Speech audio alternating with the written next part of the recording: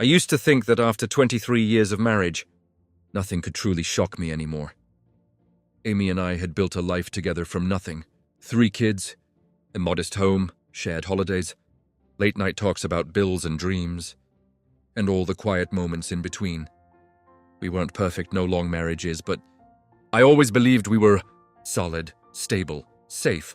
I trusted her the way you trust the sunrise, without question, without fear. But looking back now, I realized the cracks weren't sudden. They were small, nearly invisible fractures forming over years. The shift was so subtle that I brushed it off every time. She spent more hours at work. She became defensive over harmless questions. She bought new clothes, styled her hair differently, wore perfume more often.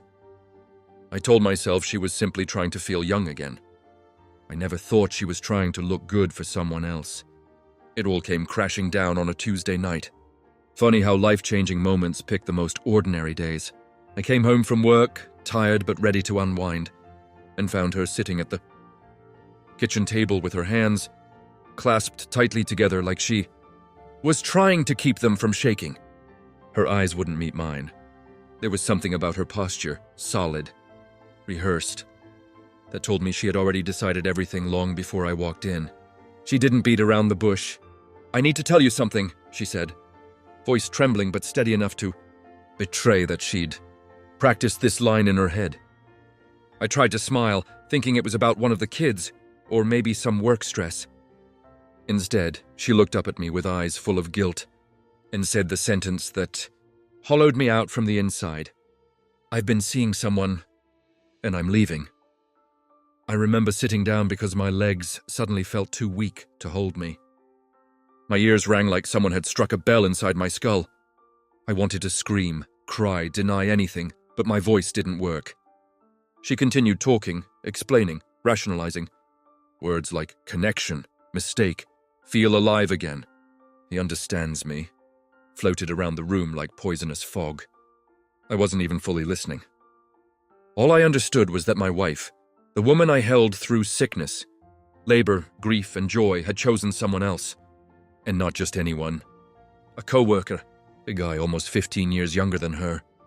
A man who had been in diapers when she graduated high school. The humiliation was bitter. Within a week, she packed her things.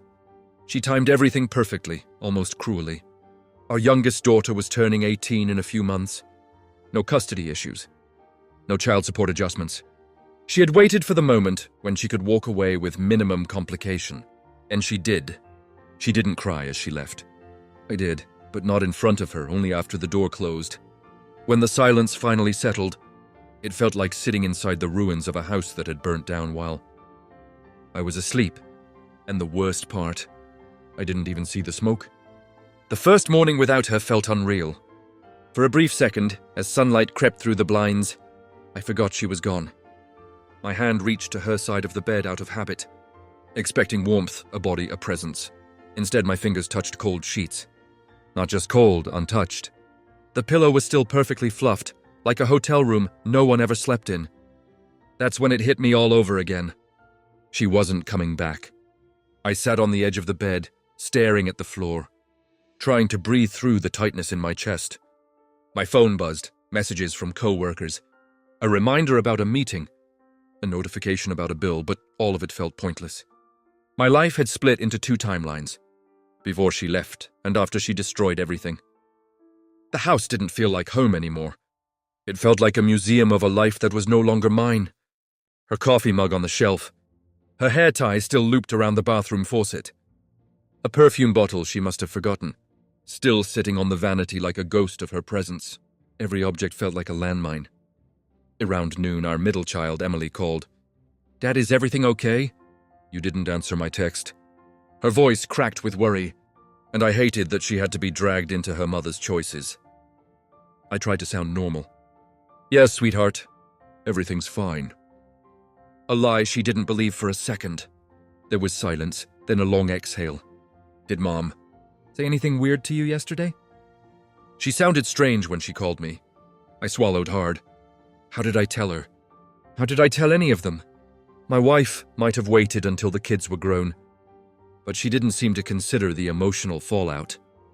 Or maybe she did and didn't care. Your mother left," I finally said. "For someone else." The quiet on the other end was worse than screaming. It was the sound of a heart breaking in real time. "I'm coming over," she said quickly. "No," I replied. "Finish your classes. We'll talk this weekend." I didn't want her to see me like this, shattered, humiliated, barely functioning. But she insisted, and within an hour she was at my door, eyes swollen, holding 2 coffees, even though she knew I wouldn't drink mine. When she hugged me, I couldn't hold it together anymore. I didn't cry in front of my wife, but I cried in front of my daughter. Maybe because she didn't choose to hurt me. The rest of the day passed in a haze. Emily cleaned the kitchen just to keep her hands busy. I sat at the table, staring at the spot where Amy confessed everything. The room still smelled, faintly, of the perfume she had started wearing months ago, floral, sweet, and now sickening. That night, when Emily finally left, she hugged me again and whispered, "We'll get through this, Dad, I promise." But when the door closed and I was alone again, I wasn't sure I believed her. The house felt even emptier than before. Loss is strange like that. It echoes louder at night. I wish I could say things got easier after a few weeks. They didn't. If anything, the reality settled in deeper, like a bruise that darkens before it heals. The kids took the news differently. Emily was angry. My oldest son, Mark, was cold and quiet, and our youngest, Lily, tried to pretend it didn't hurt. They resented their mother, though none of them said it out loud. And every time they looked at me, I could see the pity in their eyes, a look I never expected to receive from my own children. I tried to keep myself busy, fix the garage door, reorganize the tools, clean out the shed. But no matter what I did, nights were brutal. Empty bed, empty house, empty future. I felt like someone had cut the next chapter out of my life and left me staring at a blank page. Then, 2 months after she left, it happened. Amy called. I didn't answer at first. I let it ring out. She tried again and again. Then she sent a text, "Please, I need to talk to you." My chest tightened. I didn't want to hear excuses. I didn't want apologies wrapped in self-pity. But part of me, some pathetic, wounded part, needed closure. So I picked up on the 4th call. Her voice was small. I'd almost forgotten she could sound like that. "Can we meet?" she asked. "No," I said. Silence. Then she whispered. "He left me." I closed my eyes. Not out of sympathy, but because the predictability of it all was almost insulting. It was like watching someone jump into a hole after you warned them it was deep. "Why? Are you telling me this?" I asked. Another pause, then I made a mistake. I almost laughed. A mistake is forgetting milk at the store. A mistake is being late to work. What she did was a choice calculated, deliberate, repeated, but she kept talking, words tumbling out between shaky breaths. The younger co-worker, her soulmate, the one she risked everything for, had been using her, flirting with other women, asking her for money, treating her like an accessory, not a partner. And when she asked where things were going, he dumped her with a text message, not even a call. Text. I could hear her crying softly on the other end. The same woman who told me she felt alive again was now broken. "I want to come home," she finally said, "please." For a moment, the old version of me, the husband, who once believed we were unbreakable, felt something pull inside his chest. Habit? Hope? I'm not sure. But then I remembered the kitchen table, her rehearsed confession, the suitcase waiting by the door, the way she didn't even look back as she walked away.